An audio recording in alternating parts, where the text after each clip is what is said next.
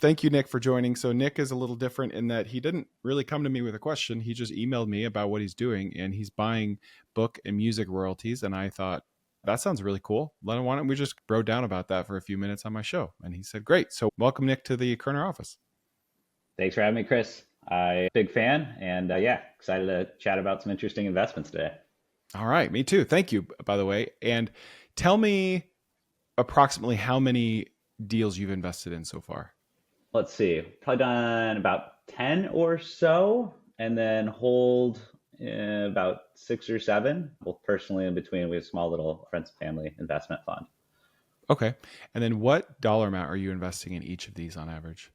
These could depend from, as low as 20 grand up to, 100, 200 grand overall. Okay. So I should probably back up and I'll let everyone know. We were already talking and I forgot to record. So I'm going to ask Nick to repeat a couple things. So just tell us briefly what the thesis is with investing in book and music royalties. Why do you like it compared to more traditional things like the stock market or real estate? And what are your goals moving forward with it? Totally. I like it because it's weird and a lot of people don't do it. And I like obscure investments, but more Mm-hmm. specifically, it's uncorrelated returns. So stock market goes down, you might cancel your country club, but you're probably going to keep your $10 a month Spotify playlist. The yields are pretty attractive. It's protected in the sense of it's intellectual property. So you get revenue for the life of the author plus 70 years. And a lot of these songs have really good staying power if you buy them. Some amortization tax benefits. And then the industry as a whole, there's a lot of pressure in support of artists getting paid rather than some of these big Universal Warner companies. So there's a lot of kind of upward pressure, and we're buying those same rights from a songwriter or a producer. And yeah, it's not very volatile. It's not very crazy. It's pretty similar to a corporate bond in terms of kind of the risk structure. Yeah. What would you say the annual yield is on your 10 investments on average? And what's like the best and the worst? We are doing low double digits. It's fairly stable, growing slightly. I think on kind of the group money that we have, we're about like 12% a year. Okay. And then what's the best and worst out of that bunch? Yeah, the best is I bought a book asset off for book royalty off of Craigslist like 10 years ago. So I bought that for 35 grand and it was paying 12 grand then. And that's doing Jeez. 16,000 a month, or excuse me, 16,000 a year. I wish it was a month currently. So that's my best performer. Okay, that's probably like the best opener of any party story I've ever heard. Yeah, I bought this book royalty off Craigslist for 35 grand once. So you paid 35 grand and it's paying you 16 grand a year today? Currently, yep. And did you just randomly found it on Craigslist or how did you find this? Yeah, I was 2 years into my career. I bought 1% down condo and then remodeled it myself, got a 90 grand HELOC, and I was like, I need to deploy this capital as quick as possible. And my other buddy who I do this with, he's a CFA, one of the kind of better analysts in this space, worked at Royalty Exchange, which is where an eBay for these things. And these music royalties and book royalties are cool investments. So I posted on Craigslist buying oil and gas royalties, music royalties. I guess so that's the post. And I just kept posting that. And this guy reached out to me and he said, hey, I'm moving to Alaska to go fly planes and fly fish. And I used to be a literary agent and I want to sell you this thing. I was like, all right. And he gave me about 120 pounds of paper for due diligence. I didn't really know what I was doing, but got some Upwork attorneys and figured it out and wrote him the check. you are That was it. you are my kind of guy, man. Like I swear, you're the same. This is totally something I would do. Holy cow. Okay. What year was this? Let's see, maybe 2016. Okay. So you're just having this one-off conversation with a friend and you've got 90 grand to put into something and you've got this sense of urgency because it's burning a hole in your pocket. And coincidentally, your friend says, look at royalties. So you go to Craigslist and you post in the looking for royalties section, which should exist apparently. And this guy wants to move to Alaska and he wrote a book then?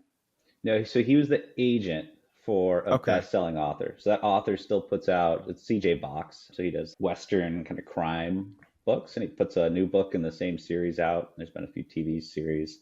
Yeah, it's good books. But he had an interest in the first six because he was the first agent, and then that author has moved on to a new agent.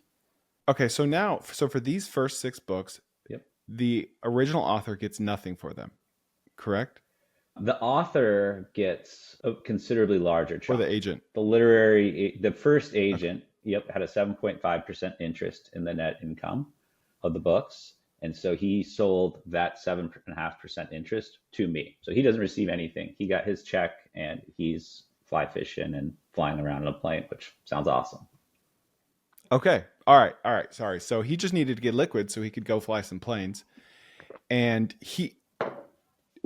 what do you think the gamble was that he took? Like that these first 6 books were past their prime, or did he just really need money and he wasn't even taking a gamble and he knew he was selling something pretty good? I think he knew he was selling something pretty good. It's obscure in the sense of there's not anywhere to go buy these things, especially for a Mm, book. That's music trades fairly regularly. Books, I don't know where I would go sell that if I needed to.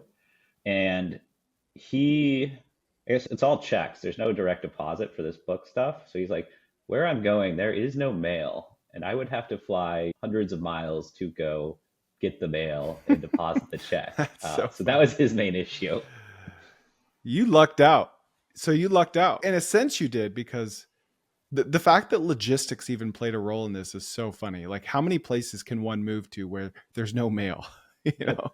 I don't know. Yeah, I got an incredible deal and I had no clue. And it was scary for me because I'd never written a $35,000 check, Yeah. in my life. So I'm like, can I buy this? Is this actually something that you can purchase? Yeah. So yeah, it all worked out and it's still growing. So I'm And stoked on it. at geez, so at the time that you bought this, what was he receiving per month? What did you think the ROI was on day one first? And I think you told me this in the beginning, but I can't remember. First, Yep. what it is today. So it pays twice a year. It was paying roughly $12,000 a year back then. So I knew I was getting at a three times multiple. Okay, so 3x multiple. Okay, perfect. Man, you can go to Omaha, Nebraska and buy an HVAC business for a 3x multiple and then start driving all over town swapping out condensers. Or you can post to Craigslist and send a stranger 35 grand and hope and pray that you get a passive 3x multiple. This literally is passive, right? Like, quote, there's no such thing as passive income, but could you get more passive than this? I do nothing. So no, I don't think that's possible.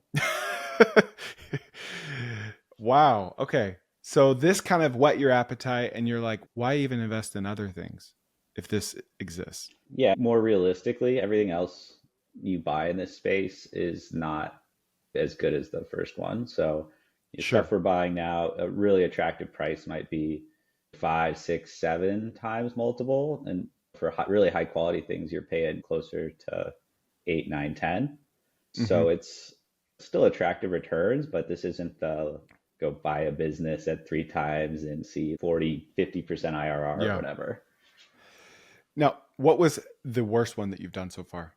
And do you think there's a chance it could turn around? Yeah, we haven't bought anything there's a ton of junk out there. So you go on Royalty Exchange, like most of the stuff's junk. So there's a big decay curve, and you got to look at, is this recurring revenue from Spotify? So if you buy something that's old and stabilized, it's in someone's Spotify playlist. They listen to it once a week or whatever, and then it's pretty consistent. So we haven't had anything that's like a clear loser. We've had stuff that has pretty much been flat or slightly growing, and our due diligence process has been pretty good to pick out stuff that does what we expect it to.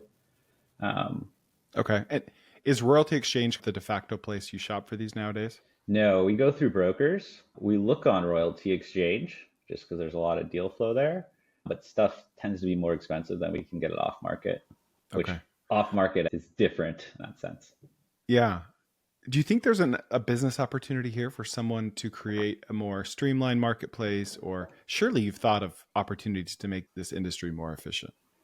Yeah, from an efficiency play, it would be there's a lot of companies that have tried that.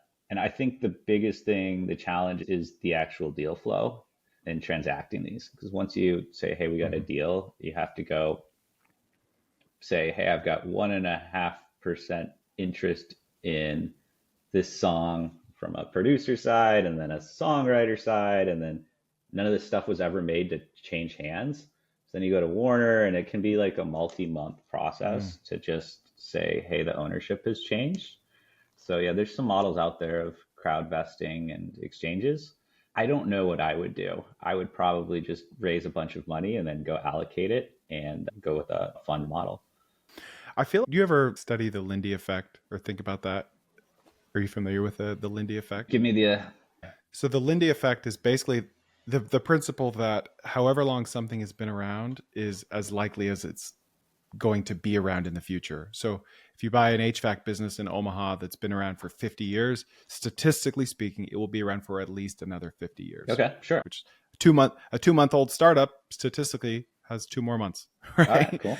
So I think of it like this, where if you're buying Bob Dylan, that's a pretty safe bet, which means you're probably going to get a lower return. But if you're buying some guy that went viral on TikTok, it's a gamble, right? But it could be a really good gamble. He could be dead of a drug overdose in 6 months, or he could be the next Taylor Swift. The overdose would probably actually help the income. I was thinking that. Yeah, I was thinking that. It's just a gamble you have to take, right? Just like anything. What do you think helped this 6-book deal that you bought? What do you think helped it improve? Was it just a COVID phenomenon, or did something happen with the author, or is it just you can't attribute it to anything? Yeah. So everything we buy is minority interest. So there's someone else who's got a vested interest in making the songs or the book successful. This author puts out a new book every single year in the series that hits the bestseller. And so I have the first 6, and there's 26 books in the series. It got picked up. Big Sky was picked up and turned into a TV show, which is one of the other book series from the same author.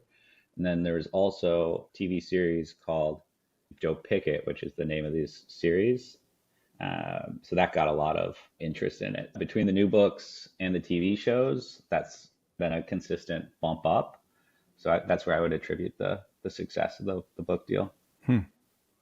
Is there a world where you could buy a minority or a majority interest in these rights and then have some sort of an influence over how well that artist or author does? Like maybe you're in the industry and you're able to affect the outcome more. Are people doing that? Totally. So that's kind of Hypnosis, one of the biggest investment funds in the space. Their pitch is, hey, we can pay 15x, 16x, and we have a whole team of people who will go out there and try to place this song or increase its publicity.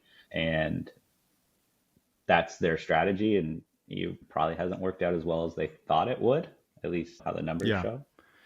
But yeah, maybe they overpaid for stuff thinking that their effect would be greater than it actually ended up being, especially if you're doing it at scale, right? Like you can only promote so much. Totally. Now, what do you think? Before I hit record, we were talking about Suno, which Suno is like this AI music generator.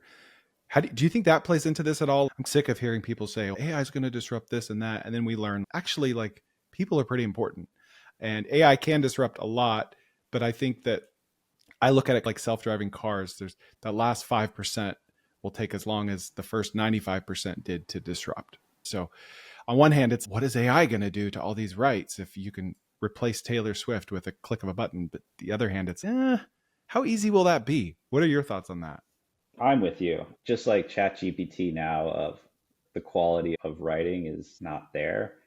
I listen to make a Suno song and it's fun, but I haven't listened to the Suno songs on my playlist ever.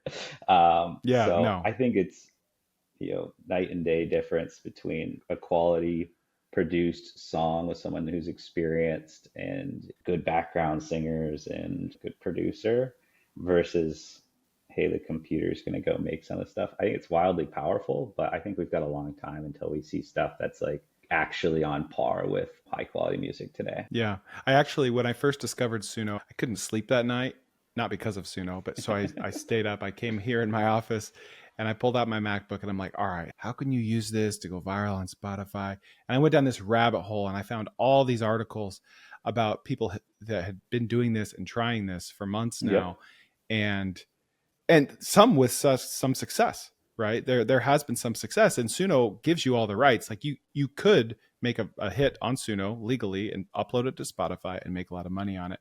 And I forget what the roadblocks were, but I don't know. I just think we're still too early. Like I look at this phase of AI as like when I first got an iPhone, the best app was like this fart noises app. Oh yeah. And I feel like we're still there in AI, and it's like fun and it's quirky. But then Uber came along years later and like harnessed like the underlying infrastructure of the iPhone to really change the game. It wasn't just like an app that appeared useful or funny on the surface. It was like the actual utility in the technology. Totally. And I feel like that's what AI is doing. Like it's the plumbing of AI is really helping boost the capabilities of companies large and small, and it's leveling the playing field. Totally. More. Yeah, and there's probably still those second and third level effects out there where you could take advantage of AI. So maybe it's not making songs, but I'm going to go make ringtones or noises or something else that is an opportunity for. Yeah, like my newsletter talked about just getting someone's attention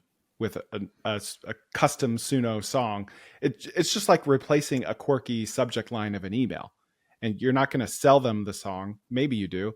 You're just using it to get their attention, especially if it's someone who's over 50 years old and probably won't know about Suno for another 3 or 4 years. It's really novel and unique to them. Totally. Yeah. Perfect example to separate yourself, get buy-in, and exactly like you said, if I can do this, imagine what else I can do, and add a ton of value to someone who's out there doing HVAC every day, but would like some more business. Awesome. Nick, thank you for coming. If anyone wants to ask you questions, I don't even know if you want to answer them, but if you do want to answer questions about royalty investing, where can they find you? Twitter. You can send them on Twitter my way. Happy to talk about it. It's fun stuff. Yeah. Okay. What's your handle? It is my first name and last name with the first 2 letters switch. So it's Pick, P-I-C-K, Natrick, N-A-T-R-I-C-K.